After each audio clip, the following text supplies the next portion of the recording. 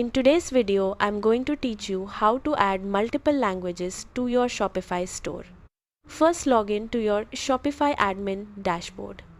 Once you're on the home page, look toward the bottom left corner and click on Settings. Next, click on Languages. Inside the Languages section, click Add Language. You'll now see a list of available languages supported by Shopify. Choose the language you want to add to your store. After selecting the language, click Add. The new language will now appear in your store language list.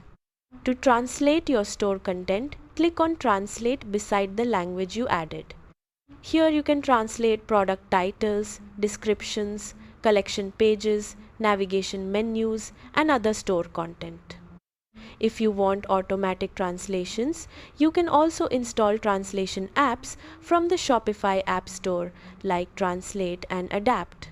Once your translations are complete, make sure the language is published so customers can access it on your storefront. After that, save your changes.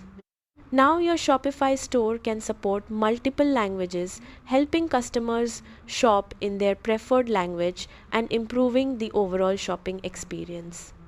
Thanks for watching and happy selling on Shopify.